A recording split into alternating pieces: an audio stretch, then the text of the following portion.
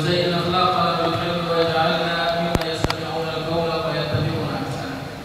Alhamdulillah, jamaah semua dimuliakan oleh Allah Subhanahu wa taala. Kita bersyukur kepada Allah Subhanahu wa taala. Masih diberikan nikmat oleh Allah Subhanahu wa taala. Limpahan karunia, taufik, inayah, maunah dari Allah Subhanahu wa taala, sehingga kita semua dimudahkan oleh Allah Subhanahu wa taala melaksanakan ibadah.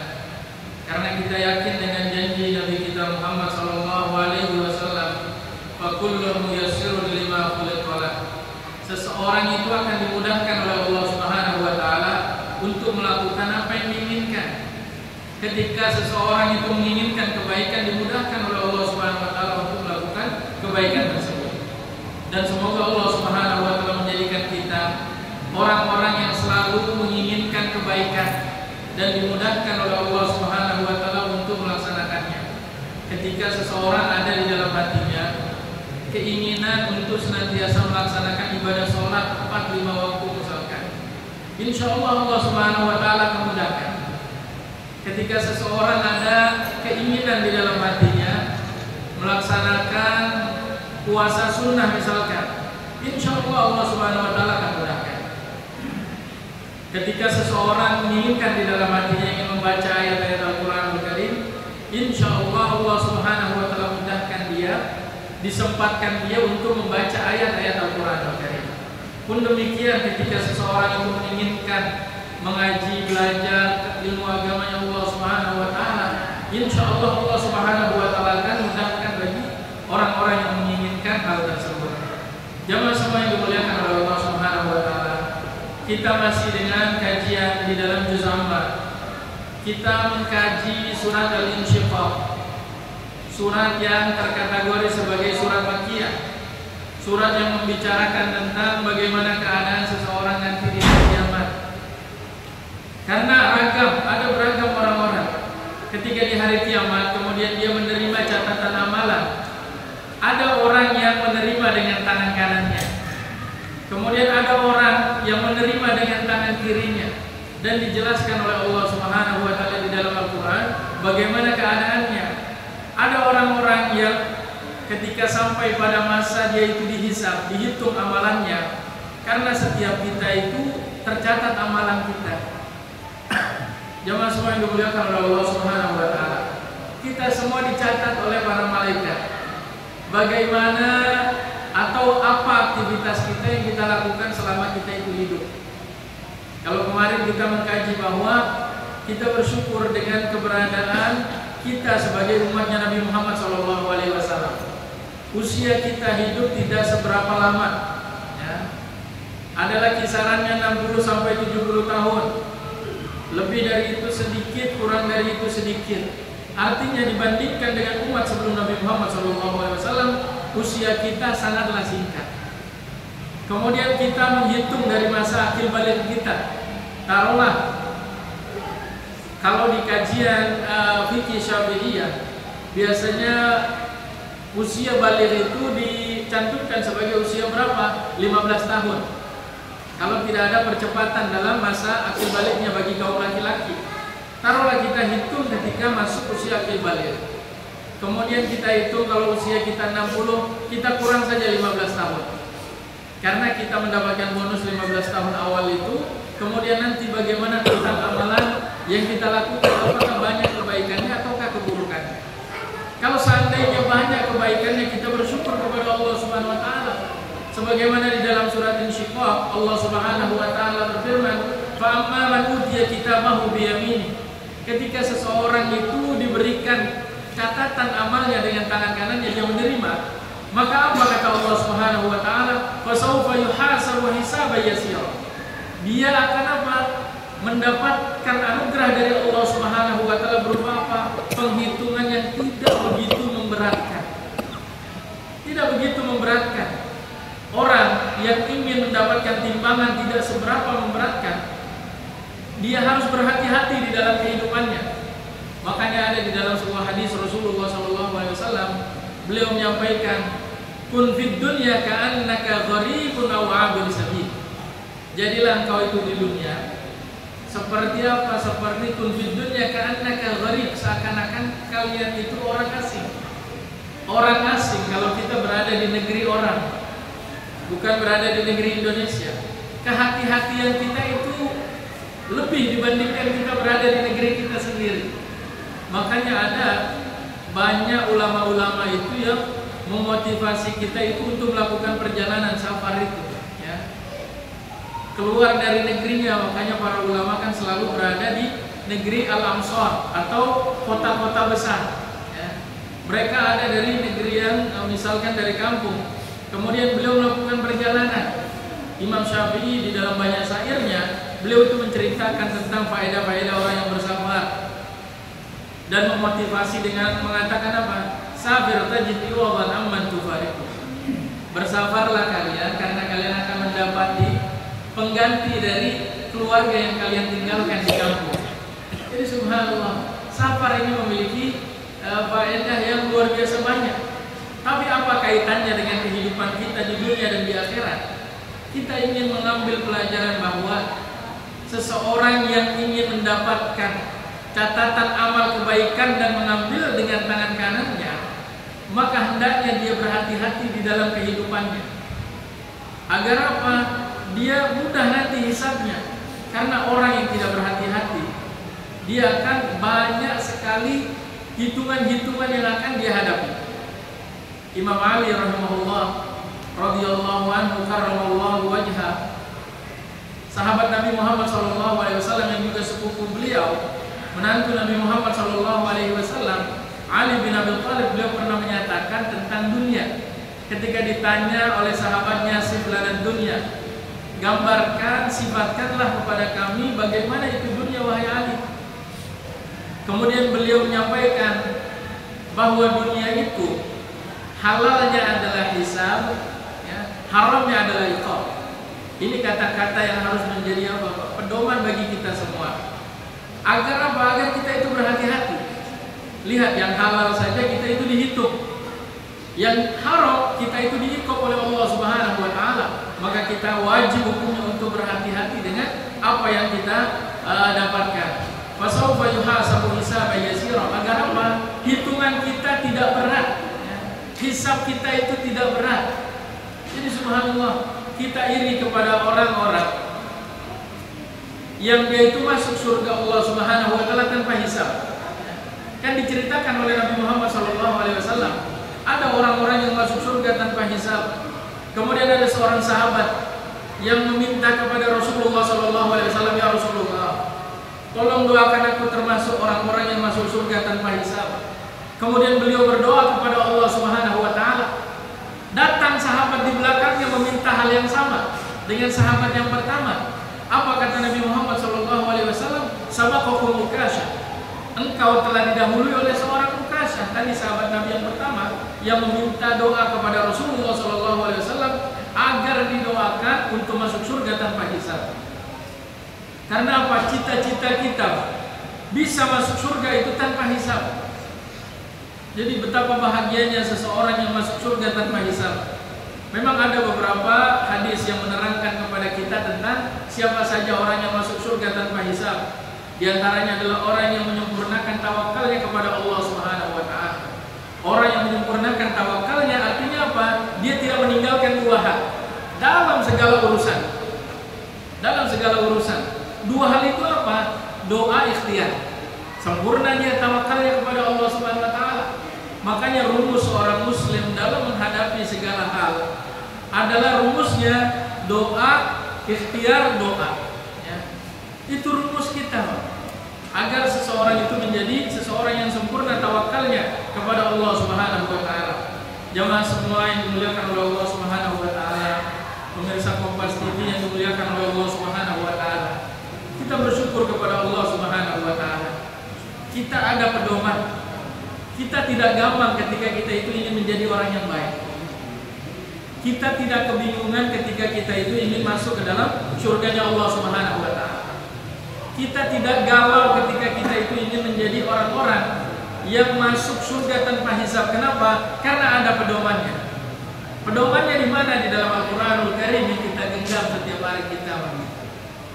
Pedomannya di mana? di sunnah Nabi kita Muhammad SAW, di dalam hadis-hadis beliau yang sudah dikumpulkan oleh para ulama-ulama kita, yang kita bersyukur kepada Allah Subhanahu wa taala dan berterima kasih kepada ulama-ulama kita yang telah menyusun hadis-hadis Rasulullah SAW. Karena pengumpulan hadis itu tidak mudah, ya. Pengumpulan hadis itu tidak mudah. Bahkan kalau di dalam kita misalkan menarik di dalam ilmu kontemporer hari ini, di antara ilmu syariat yang paling sulit, ya, artinya bagi pencari ilmu itu termasuk ilmu yang cukup horor lah. Sedikit orang yang mempelajarinya. Apa? Yang pertama adalah ilmu nahwu, kemudian yang kedua adalah ilmu hadis. Jadi ini luar biasa, ilmu yang luar biasa, cukup sulit bagi ukuran kita. Tapi Allah Subhanahu wa taala mudahkan beberapa orang, encerkan otak beberapa orang, yang alhamdulillah menjadi kemudahan bagi kita semua, yang mana kita itu tinggal membaca kemudian kita sama-sama mengkajinya. Kita bertadarus, kita saling belajar karena Allah Subhanahu wa taala. Insyaallah kita semua akan mendapatkan kebaikan dari Allah Subhanahu wa taala. Tadi fasaufa yuhasabu hisaban yasira. Orang yang menerima catatan amal kebaikannya dengan tangan kanan, dia akan mudah di dalam hisabnya. Dan apa kata Allah Subhanahu wa taala? Wa yanqalibu ila ahlihi masrura. Dia akan kembali, ya, bersama dengan ahli keluarganya dalam keadaan yang berbahagia, dalam keadaan yang senang. Dan itu bagaimana syaratnya? Ketika kita mengikhtiarkan di dalam keluarga kita sama-sama visi yang sama, ingin masuk ke dalam surganya Allah Subhanahu wa taala. Ketika menjalin akdul kiran, pernikahan, yang dicita-citakan adalah apa? Masuk surga bersama ahli keluarga.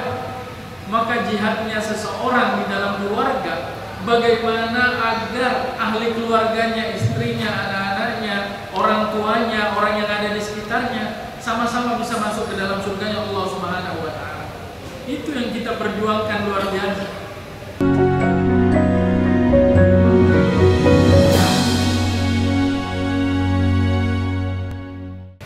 Rasulullah SAW mengajarkan kepada kita untuk itu.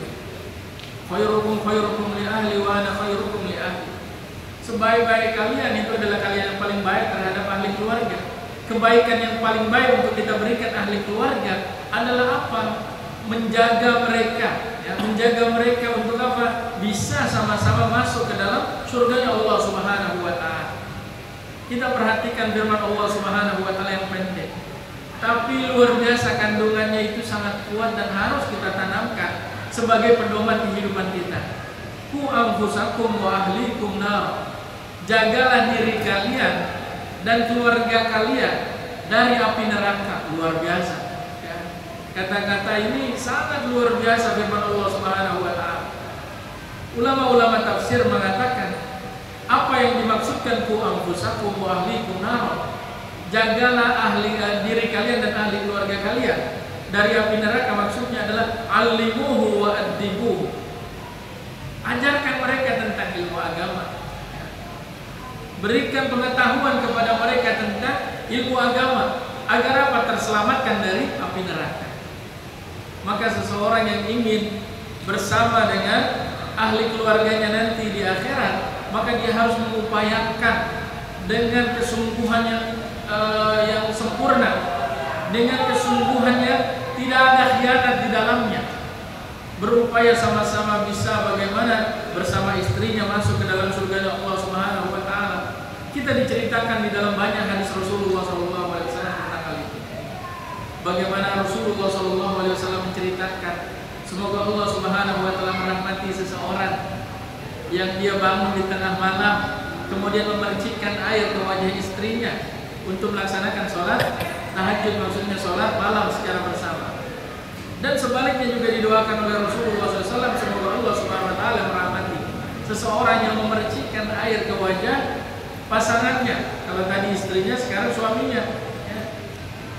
Artinya mendapatkan doa dari Rasulullah SAW tentang apa? Tentang rahmat. Karena apa? Ada visi yang ingin dibangun bahwa keluarga ini ingin sama-sama masuk ke dalam surganya Allah Subhanahu wa taala. Bisakah demikian? Sangat bisa, ya, sangat bisa. Kalau kita itu pernah sering tersampaikan kepada kita tentang hadis Ainul Mardiyah kan. Ainul Mardiyah itu adalah bidadari surga, Pak.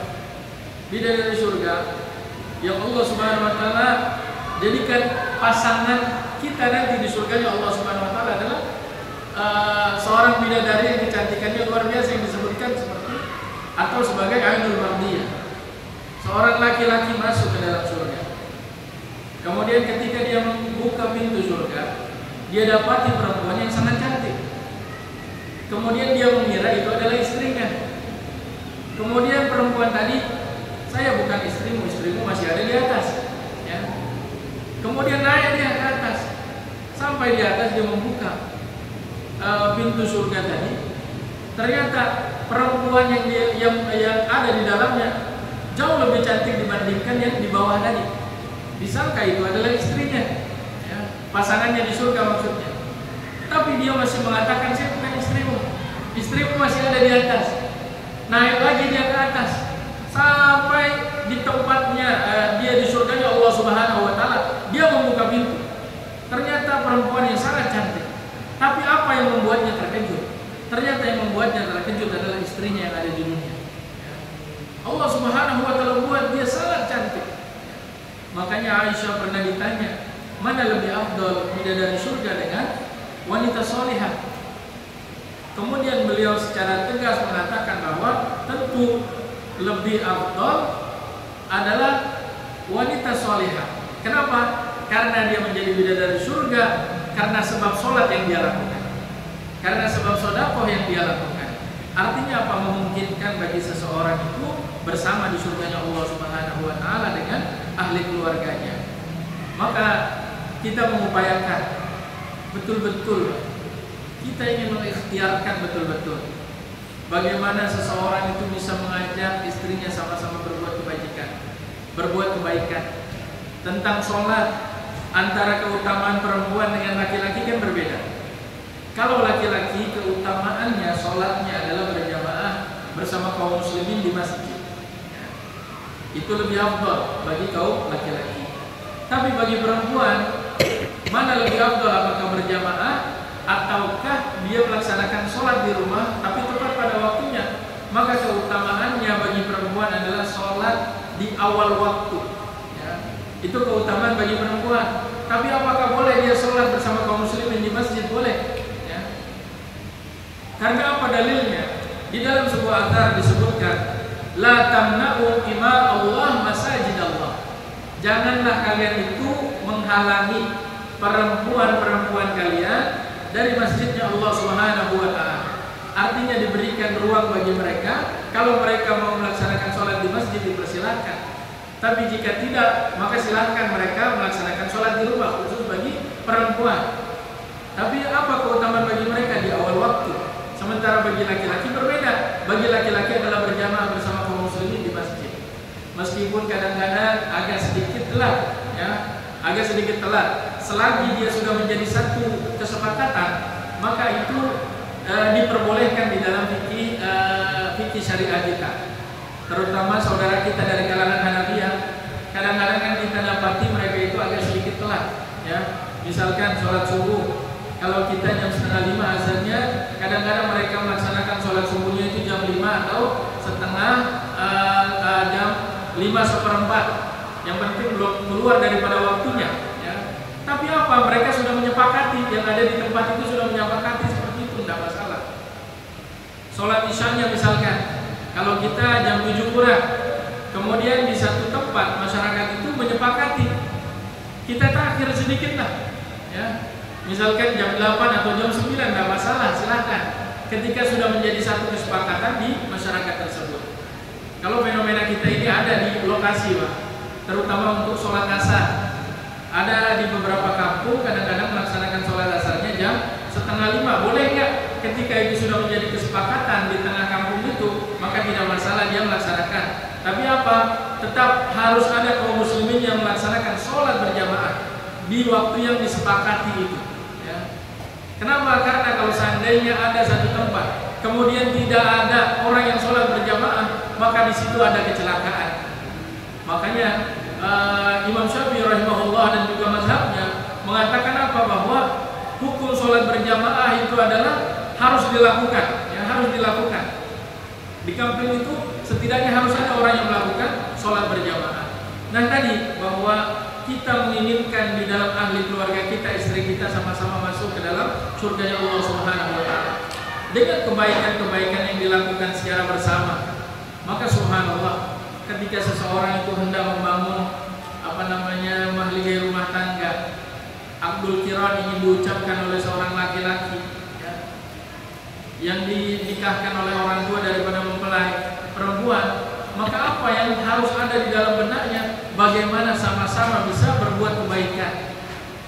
Umar bin Khattab radhiyallahu anhu, beliau pernah menyampaikan, "Ma nikah."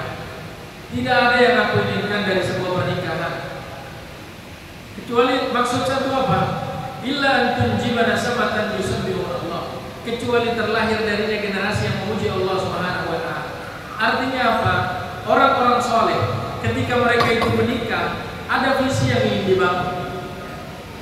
Visi yang ingin dibangun itu apa? Membangun keluarga yang solehah, usrah solehah, usrah muslimah, keluarga yang muslim, keluarga yang soleh, yang menjaga ayat-ayat Allah Subhanahu wa Ta'ala, yang menjaga hukum-hukum Allah Subhanahu wa Ta'ala.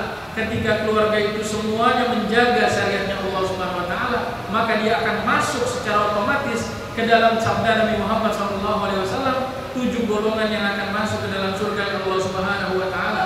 Ketika tidak ada perlindungan kecuali dari Allah Subhanahu wa Ta'ala saja. Dari poin apa?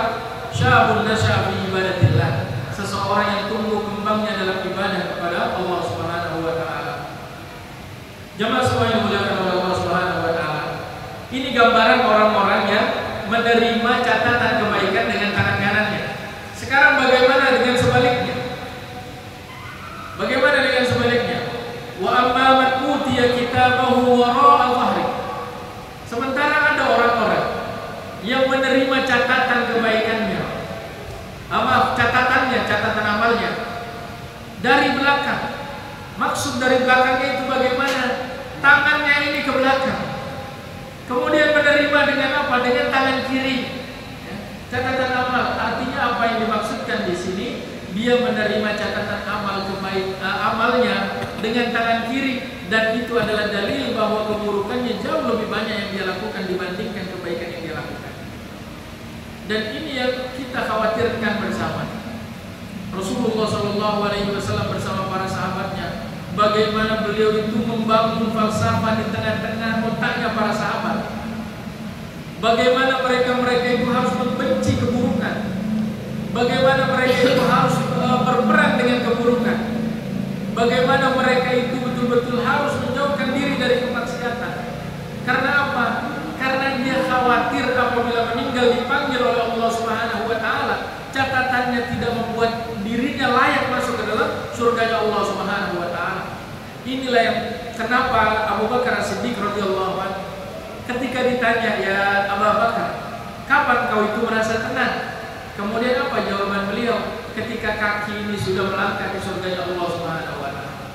Lihat sahabat yang disampaikan oleh Rasulullah SAW. Kalau seandainya seluruh umat itu ditimbang, Abu Bakar di satu sisi, kemudian umat seluruhnya ditimbang di sisi yang lain, tentu lebih berat timbangan kebaikannya seorang Abu Bakar As-Siddiq radhiyallahu anhu. Tapi beliau masih merasa khawatir. Takut-takut apa? Amalnya tidak diterima. Takut-takut beliau tidak ikhlas di dalam amal perbuatan. Takut-takut ada kesalahan yang beliau lakukan. Padahal luar biasa bagaimana kebaikan-kebaikan yang dilakukan oleh seorang Abu Bakar As-Siddiq radhiyallahu anhu. Beliau adalah orang yang pertama-tama masuk ke dalam agama kita, agama Islam. Beliau mempercayai Rasulullah SAW ketika orang-orang itu mendustakan. Kemuliaan beliau luar biasa banyak. Beliau menjadi khalifahnya Rasulullah SAW pertama, tapi masih mengatakan ada sisi ketakutan ketika beliau itu belum dipanggil oleh Allah Subhanahu wa Ta'ala karena amalnya, khawatir tidak layak memasukkan dirinya masuk ke dalam surga Allah Subhanahu wa Ta'ala. Beliau takut menerima amalnya dengan tangan kirinya. Beliau takut menerima amal catatannya dia dari belakang. Karena apa? Karena keburukan yang dilakukan. Tapi Allah Subhanahu wa Ta'ala memuliakan para sahabat radhiyallahu anhum ajma'in. Semua mereka dimuliakan oleh Allah Subhanahu wa taala. Semua mereka menerima catatan dengan tangan kanannya. Apalagi orang-orang semua sahabat yang mengikuti perang Badar bersama Rasulullah SAW. Maka ayat ini adalah untuk siapa? Untuk kita. Ya. Hendaknya kita itu berhati-hati agar apa? Tidak menerima catatan amal kita dari belakang. Dan kita bermohon kepada Allah Subhanahu wa taala, berlindung kepada Allah Subhanahu wa taala agar apa? Diselamatkan oleh Allah Subhanahu wa taala dari hal yang demikian.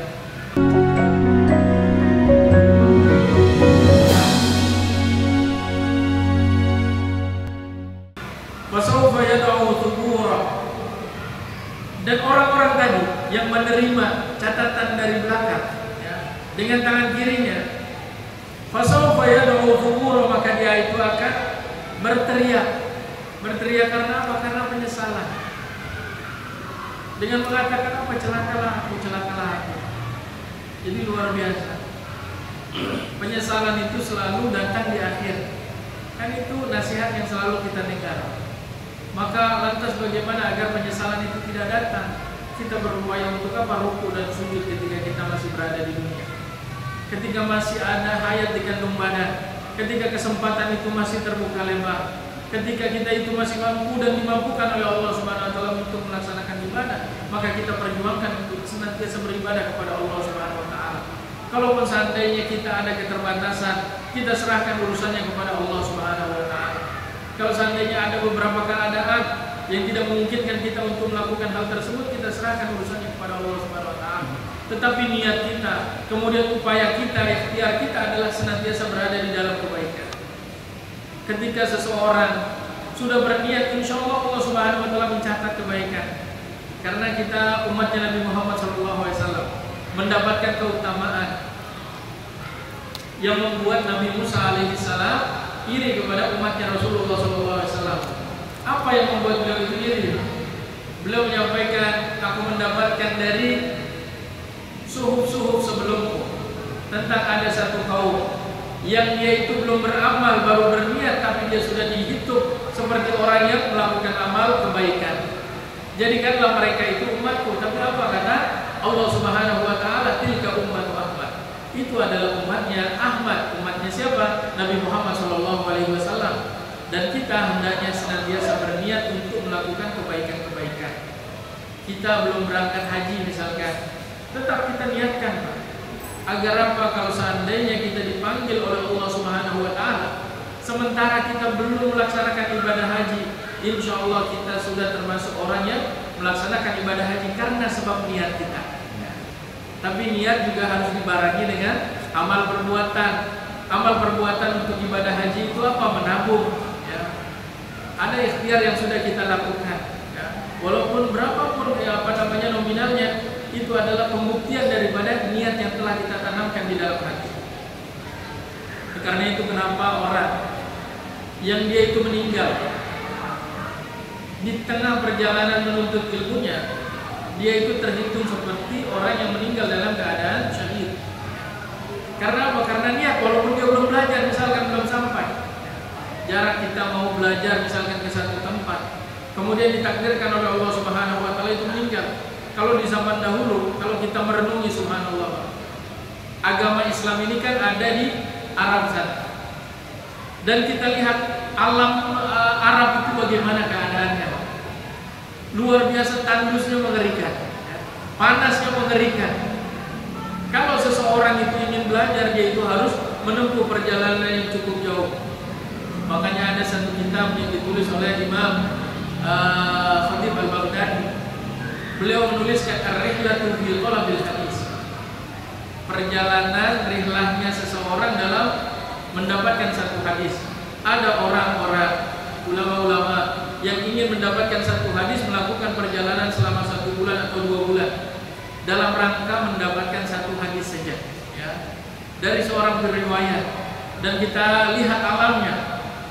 Alam Arab itu berbeda dengan alam kita Indonesia. Alam Arab itu lebih dahsyat lah, ya. Gunungnya batu-batuan luar biasa. Kemudian panasnya sangat terik. Kalau kita alhamdulillah Allah Subhanahu wa taala berikan kenikmatan yang banyak bagi kita orang Nah tadi kembali bahwa tanamkan niat kebaikan agar apa kita senantiasa berada di dalam kebaikan, karena kita takut menerima amal catatan kita dari belakang. Dan orang yang menerima amal catatan dari belakang, dia akan menyesal. Menyesal sejadi-jadinya. Kenapa saya dulu tidak melaksanakan ibadah? Kenapa saya dulu tidak melakukan kebaikan? Kenapa saya dahulu meninggalkan sholat? Kenapa dahulu saya tidak mau membayarkan zakat wajib? Kenapa dahulu saya tidak mau melaksanakan ibadah haji padahal memiliki kemampuan? Kenapa dulu saya batal secara sengaja ketika di dalam bulan Ramadan? Maka semua itu adalah penyesalan demi penyesalan. Dia akan mengatakan celakalah aku, celakalah. Maka kesempatan untuk bertobat masih ada terbuka. Sampai kapan? Sampai kita dipanggil oleh Allah Subhanahu wa taala. Selagi kita belum dipanggil oleh Allah Subhanahu wa taala, terbuka kesempatan kita dalam bertaubat kepada Allah Subhanahu wa taala. Wa yasla sa'ira. Kita bukan hanya menyesal, karena apa? Ada api yang menunggu kita, yang menyala-nyala untuk membakar karena kita melakukan dosa-dosa, karena kita melakukan kemaksiatan kepada Allah Subhanahu wa taala. Innahu kana fi ahlihi masrura. Padahal dahulu dia di tengah-tengah keluarganya berbahagia, tapi kebahagiaan hanya kebahagiaan yang fana. Maka dari sini kita harus mulai membangun visi yang sama antara keluarga kita, antara kita dengan pasangan kita, antara kita dengan anak kita, antara kita dengan orang tua kita. Maka sama-sama kita ingin berbahagia di dunia, kita juga ingin berbahagia di akhirat. Maka insya Allah ketika sama-sama visi yang sama kita bangun, keinginan yang sama kita bangun, ingin sama-sama mendapatkan kebaikan, insya Allah Allah Subhanahu wa taala akan mudahkan jalan-jalannya, dan semoga Allah Subhanahu wa taala memasukkan kita ke dalam surga Allah Subhanahu wa taala bersama dengan ahli keluarga kita insya Allah. Jadi subhanallah, agar amalan kita itu kokoh, kemudian ilmu kita itu kuat, adalah pesan dari Nabi kita Muhammad SAW. Ketika seseorang itu ingin doanya dijawab oleh Allah Subhanahu wa taala, apa yang paling penting untuk dijaga adalah makanan yang dia makan, dipastikan itu adalah makanan yang halal. Saat Nabi Waqqas datang kepada Nabi Muhammad SAW bertanya tentang doa. Ya Rasulullah, doakan aku agar bisa menjadi orang yang ketika berdoa dijawab doanya oleh Allah Subhanahu wa taala. Maka beliau menyampaikan, bantu saya untuk memperbaiki makanan. Artinya apa? Bahwa makanan ini menjadi satu sebab di mana Allah Subhanahu wa taala menjaga seseorang, termasuk doanya, termasuk amalannya, termasuk ilmunya. Karena apa? Kehalalan makanan itu sangat berdampak pada ibadah-ibadah seseorang. Ketika seseorang itu mengisi tubuhnya dengan sesuatu yang diharamkan oleh Allah Subhanahu wa taala, maka dia akan kesulitan untuk beribadah kepada Allah Subhanahu wa taala. Itu yang pertama. Kemudian yang kedua adalah selain dia itu menjaga dirinya dari makanan yang haram, dia menjaga dirinya dari kemaksiatan. Mungkin saya pernah menceritakan tentang bagaimana kuatnya hafalan seorang Imam Syafi'i rahimahullah.